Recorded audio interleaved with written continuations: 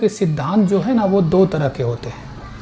एक किसी इंसान द्वारा लाए गए और एक खुद समय के साथ डेवलप हुए। अब ये सिद्धांत गलत भी हो सकते हैं और सही भी, पर जो सिद्धांत गलत होते हैं इन्हें मानने वाले इसको और स्ट्रिक्ट तरीके से मानते हैं, क्योंकि उन्हें पता होता है कि हमारा सिद्धांत सही के साथ मैच नहीं कर रहा है, पर उस सिद्धांत को अपने धर्म का हिस्सा मान के स्ट्रिक्ट तरीके से मानते हैं। पर जो सिद्धांत सही भी हैं पर वो हज़ारों साल पहले बनाए गए, ज़रूरी नहीं कि वो समय के साथ वही रहें, वो भी समय के साथ गलत हो सकते हैं। जैसे हिंदू धर्म में वर्ण व्यवस्था है। अब लोग बोलते हैं वर्ण व्यवस्था वैदिक समय से चली आ रही है और इसे भगवान ने बनाया, पर ये सही नहीं है। आप वर्ण व्यवस्था को ऐसे समझो कि ये वंश से आधारित नहीं थी, ये आपकी कुंडली से आधारित थी। पहले ज्योतिषी मैथ था और ज्योतिषी पढ़ाई का मेन जरिया था।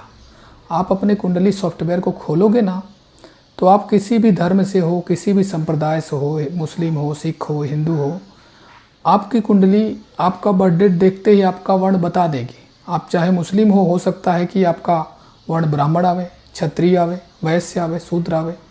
तो ये आपके वंश से तो निर्धारित ही नहीं होती, ना ही आपके धर्म से निर्धारित होती है। ये निर्धारित होती है आपके जन्म की तारीख से। अब समस्या ये है कि ये एकाएक समाज का एकदम अटल हिस्सा बन कैसे गई। तो आप समझो कि 4 वर्ण बनाए गए, जो ये कुंडली से 4 वर्ण आए, तो चारों वर्णों में ब्राह्मण क्षत्रिय ताकतवर थे। तो ताकतवर थे तो पक्का क्षत्रिय राजा हो गया और ब्राह्मण टीचर हो गए, गुरु हो गए। अब गुरु की इज्जत तो होती है और गुरु की इज्जत तो राजा भी करता था। अब राजा जो था वो आज के समय का तानाशाह समझो, वो जो अपने फ़ायदे में होगा वो करेगा, जो फ़ायदे में नहीं होगा उसे नहीं करेगा। अब उन्होंने इस तरह से व्यवस्था कर दी कि जो छोटी जात के लोग हैं ना वो पढ़े ही नहीं, क्योंकि अगर वो पढ़ते तो सच को जान जाते कि कुंडली के हिसाब से जाति धर्म होती है, ना कि किसी वंश में जन्म लेने के हिसाब से। अब उन्होंने इनको पढ़ने से ही रोक दिया। अब सदियों तक ये व्यवस्था चलती आई, ये इस तरह से हमारे समाज में फिट हो गई। अब ऐसे लगता है कि हम इसका हिस्सा है, ना कि ये हमारा हिस्सा है। अब सबसे बड़ी चुनौती ये आ गई कि ये शुरू ही क्यों किया गया। अगर इतनी प्रॉब्लम थी कि शुरू क्यों किया गया।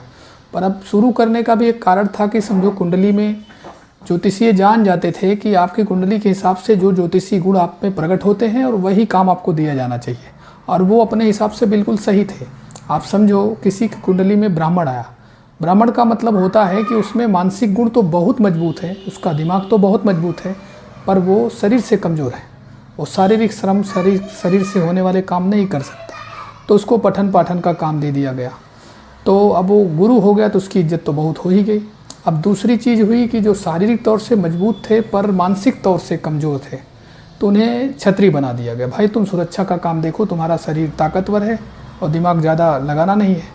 अब तीसरे जो वैश्य आते हैं, ये शारीरिक तौर से भी मजबूत थे और मानसिक तौर से भी मजबूत थे, तो इनको व्यापार का काम दिया गया कि आप बाहर जाओ और व्यापार करो जिससे हम बढ़ें। अब चौथे दो जो थे वो शारीरिक तौर से भी कमज़ोर थे, मानसिक तौर से भी जो लोग कमज़ोर थे उन्हें शूद्र माना गया। इन्हें बोला गया भाई आप पढ़ा भी नहीं सकते और व्यापार भी नहीं कर सकते, आप घर का काम धाम देखो। अब इस तरह तो ये व्यवस्था हो गई। अब जो 3 वर्ण थे ये तो भाई इनका जिस तरह से काम था इनकी उन्नति हुई, पर चौथा वर्ण जो सेवक वर्ग बन गया तो उसके लिए उन्नति तो नहीं होनी थी। वो दबा कुचला जाते जाते आज तक कुचला ही जा रहा है। ऐसा नहीं कि कुछ भी व्यवस्था कर दो, उनके कुचलने की प्रक्रिया पूरी तरह आज भी समाप्त नहीं हुई। पर ये बात पूरी तरह सत्य है कि भले ही बाप क्षत्रिय हो, पर कुंडली देखो तो बेटा क्षत्रिय ही पैदा हो, जरूरी नहीं हो सकता वो शूद्र पैदा हो।